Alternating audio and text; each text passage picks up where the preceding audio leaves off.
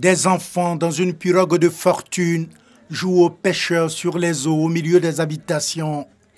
Nous sommes à la lisière de l'aéroport international Félix Houphouët-Boigny d'Abidjan, dans la commune de Port-Boué. Depuis les pluies diluviennes qui se sont abattues sur le district d'Abidjan ces dernières semaines, le quartier Jean Folly et ses habitants sont pris en otage par les eaux.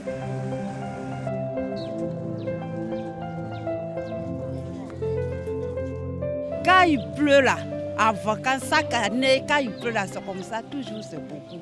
Maintenant, c'est facile là, ça ne peut pas passer, c'est bloqué là, ça sent.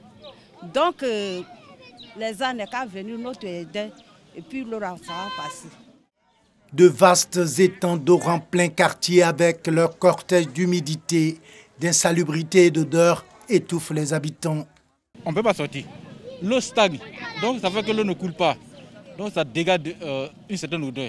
Donc nous demandons à l'État de venir viabiliser le quartier pour que nous puissions vivre normalement. Les dons de quelques kits alimentaires offerts par l'ONG dénommée Organisation ivoirienne pour le bien-être et le développement social sont de véritables bouffées d'oxygène pour les habitants. L'eau rentrée dans la maison, tout ça gâté, tout le monde est dehors, tous les bagages, les enfants, tout le monde est dehors. Donc on a besoin de cadeaux, il faut manger un peu. Tout le monde est fatigué, habiller l'air, habiller ceci, tout ça resté dans l'eau. C'est nous seuls qui est là. Chaque saison des pluies est un cauchemar pour les habitants du quartier Jean Folly. Mais selon les riverains, les pluies diluviennes de cette année ont transformé ce quartier en une véritable prison pour ses habitants.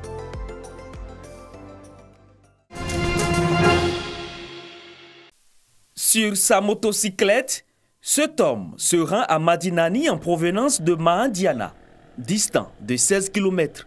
C'est une route entièrement reprofilée où les endroits les plus difficiles autrefois ne constituent plus des obstacles. Comme ici, zone marécageuse où les usagers de la route finissaient leur voyage. Pendant la saison passée des pluies, il y a eu une coupure franche ici. Il y avait déjà des bus qui existaient, mais il y a un ouvrage provisoire qui avait cédé, c'était en bois. Donc on a posé 5 passages de bus 1500. Plus 2 passages de bus 1000. Donc c'est ce travail-là que nous sommes en train de faire. Avant, on a pris le fagot au champ, on a fait le pont ici. Quand l'eau était beaucoup, on est parti à la maison.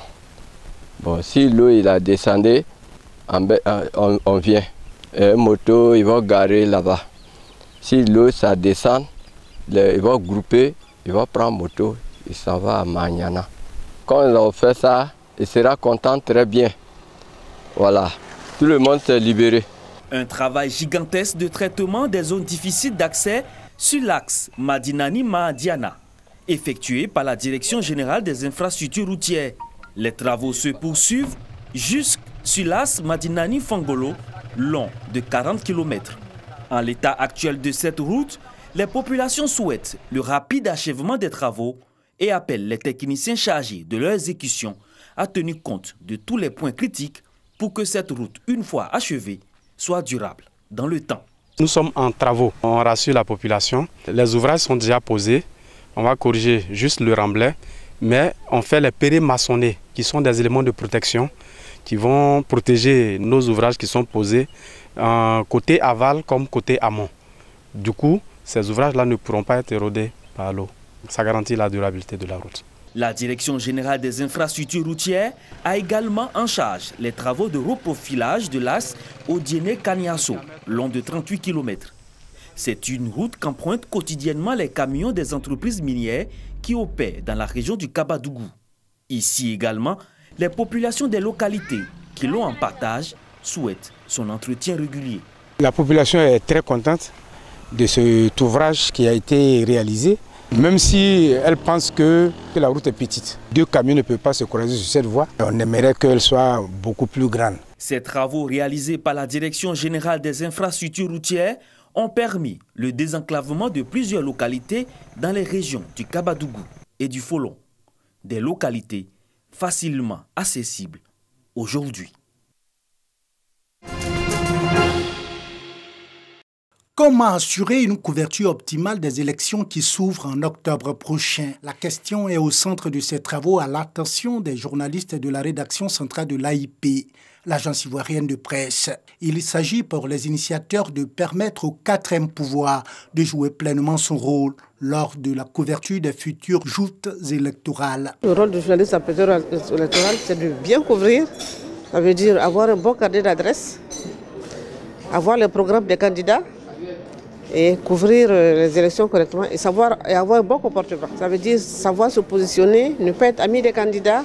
Régulation d'une agence en période électorale, révision des fondamentaux du journalisme et comportement du journaliste en période électorale. Voici les deux thèmes développés au cours des travaux qui vont permettre aux journalistes d'être mieux outillés pour la couverture des élections. L'initiative des responsables de l'agence ivoirienne de presse cadre bien avec les aspirations du ministère de la Communication et des Médias. C'est un rappel à la bonne pratique des fondamentaux de leur métier. Et nous saluons la directrice centrale de l'AIP qui a porté son choix sur le régulateur audiovisuel pour rappeler à ses collaborateurs la nécessité et l'importance de revisiter ces bonnes pratiques journalistiques. Ouvert le 9 juillet 2020, les travaux ont duré 2 jours. Leur maîtrise de la langue, leur diction, leur capacité à bien s'exprimer ont été reconnus et récompensés à la finale de la 3e édition du concours féminin d'art oratoire le 24 juin dernier. Ce samedi à Grand-Bassam, les 4 finalistes ont reçu les prises en charge scolaires promis par l'ONG Audace, organisatrice de ce concours et ses partenaires. Sensible aux questions de promotion de l'excellence, le directeur général de la radiodiffusion télévision ivoirienne RTI, Fosséni Dambélé, à travers son représentant à cette cérémonie, a remis une enveloppe de 200 000 francs CFA et un trophée à la lauréate. Le fait de bien s'exprimer, de savoir parler en public, ça va nous aider dans le métier qu'on va exercer, ça va nous aider dans la société généralement à pouvoir prendre la parole, à pouvoir s'affirmer. Les partenaires et sponsors de l'ONG Audace ont salué l'institution d'un concours féminin d'art oratoire. Dès que M. Fosséni Dambélé a appris qu'il y a un concours qui récompense la maîtrise de l'art oratoire, il a décidé d'être présent. Il a décidé d'associer l'image de la RTI à cette initiative. Nous sommes dans un monde où tout se conjugue au masculin. Parti politique, tout est homme. Direction, peu de femmes. Alors, pourquoi ne pas soutenir ce changement, du genre surtout? L'idée de l'organisation de ce concours féminin d'art oratoire, qui a sa 3e édition, est née d'un constat du président de l'ONG Audace. On avait constaté que nos jeunes filles, souvent, n'osent pas trop prendre la parole. Et donc nous avons voulu faire de la discrimination positive et pour leur donner des outils pour bien s'exprimer. Ce ne sont pas seulement les 4 finalistes de la 3e édition du concours féminin d'art oratoire qui ont été récompensés. Tous les médias qui accompagnent l'événement jusqu'à aujourd'hui, notamment la RTI, ont reçu un diplôme de remerciement.